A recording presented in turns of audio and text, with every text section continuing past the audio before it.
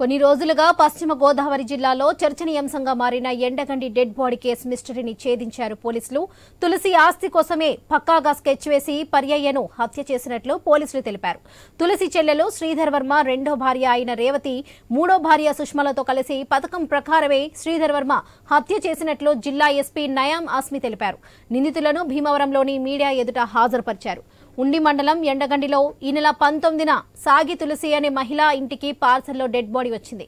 విచారణ చేపట్టిన పోలీసులు డెడ్ బాడీ కాళ్లకు చెందిన పర్లయ్యదిగా గుర్తించిన విషయం తెలిసిందే. ఇంటి పని నిమిత్తం పర్లయ్యను పిలిచి మద్యం తాపి కారులో తీసుకువెళ్లి చంపినట్లుగా వివరాల్లో పేర్కొన్నారు.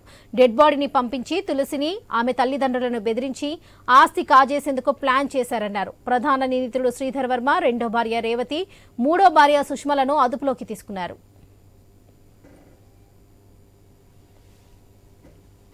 It is all the three appear to be of highly criminal mind. Mottam investigation details ఇప్పుడు చెప్తానికి it is little may not be possible, but court lo manavalu will represent a proper case for every step, like this SIM card which is being used to call people, how that was secured, how this dead body was secured, ఈ box ఎట్లా తయారు చేశారు, అందరికి చాలా precaution తీసుకున్న తర్వాత you have done it. Important విచిత్రంగా this what we could get from this 17th రోజుకి పర్లా గారికి తీసుకుని కిడ్నాప్ చేసి they have murdered. Murder time ki both Verma and Vijayalakshmi have murdered in front of Dolly, 14-year-old girl. Tarvata rendu రోజుకి they are sleeping with the same dead body in their house before sending it on 19th. ఈ అద్భుతంగా shocking గా విచిత్రంగా నాకు కూడా కనిపించలేదు. Perhaps never has happened in the history, but finally because of the hard effort of our entire team, our additional SP admin, SDPO, Bhivaram.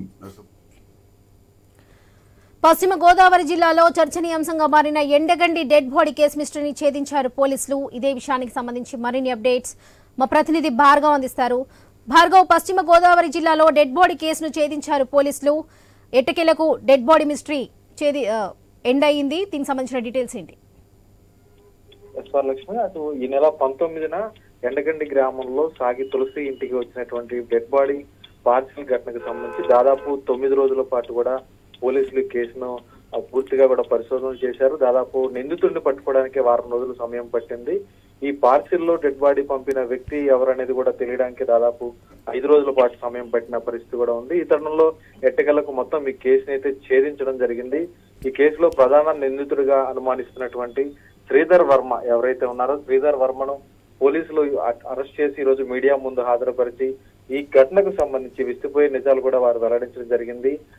ఎవరైతే బర్రె పర్లయ్య అనేటువంటి వ్యక్తి కాళ్ళ మండలం గాంధీనగర్ కు చెందినటువంటి అతనికి ఈ కుటుంబానికి ఎటువంటి సంబంధం లేదు. కేవలం పని నిమిత్తం అతని ఇంటికి పిలిచి బెదిరించడం కోసమే, తన వదిన అయినటువంటి తులసిని బెదిరించడం కోసమే శ్రీధర్ వర్మ తన మొదటి భార్య ఎవరైతే ఉన్నారో విజయలక్ష్మి అలియాస్ సుష్మా, అలాగే రెండవ భార్య రేవతి, వారిద్దరితో కలిసి ఇతన్ని హతమార్చి ఆ పార్సిల్ ను వారి తులసి ఇంటికి పంపారనేది కూడా ఈ రోజు పోలీసులు స్పష్టం చేయడం జరిగింది.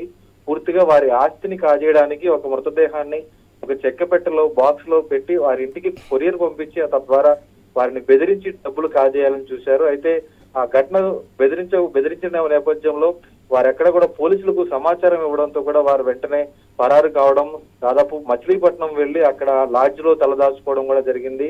అయితే ఈ నెల 17న పర్లయ్యను చంపిన తర్వాత దాదాపు 48 గంటల పాటు ఆ మృతదేహాన్ని ఇంట్లోనే పెట్టుకొని తన భార్య పిల్లలతో సహా ఆ శవాన్ని పక్కనే పెట్టుకుని వారు నిద్రించారంటూ కూడా జిల్లా ఎస్పీ సైతం తామే విస్తుపోయామంటూ కూడా ఈ విషయాలన్నీ కూడా వెల్లడించడం జరిగింది. జిల్లా ఎస్పీ నయీం అస్మి కూడా ఈ ఘటనకు సంబంధించి మొత్తం 3 నిందితులను అరెస్ట్ చేశాం, వారందరూ కూడా పూర్తిగా ఆస్తిని కాజేయడానికి ఈ విధమైనటువంటి పన్నాగం పన్నారు, వాటిని కఠినంగా కూడా శిక్షించే విధంగా చర్యలు ఉంటాయి. ఎందుకంటే ఏ పాపం తెలియనటువంటి బర్రె పర్లయ్యను ఈ ఘటనలో అమాయకుడిని చేసి హతమార్చారు. అతనికి ముందు వెనక ఎవరు కుటుంబ సభ్యులు లేకపోవడంతోనే అతన్ని ఎంచుకొని ఈ విధంగా హత్య చేసినట్టు ప్రస్తుతం జిల్లా ఎస్పీ కూడా వెల్లడించారు. ఈ ఘటనకు సంబంధించి పూర్తి దర్యాప్తు అయితే 9 రోజుల పాటు కొనసాగింది. 100 మంది పోలీసు సిబ్బంది ఇందులో ఈ దర్యాప్తులో పాల్గొన్నారని, ఈ ఘటనకు సంబంధించి కోర్టులో కూడా దీన్ని హాజరుపరచడం జరుగుతున్నట్టు కూడా ఎస్పీ స్పష్టం చేయడం జరిగింది. మొత్తం పశ్చిమ గోదావరి జిల్లాలోనే కాకుండా రాష్ట్ర వ్యాప్తంగా కూడా ఈ డెడ్ బాడీ పార్సిల్ ఘటన అనేది కూడా కలకలం రేపిన నేపథ్యంలో ప్రస్తుతం ఎట్టకేలకు ఇది ఒక కొలిక్కి వచ్చిందని కూడా చెప్పుకోవచ్చు Varalakshmi. Right Bhargav, thank you.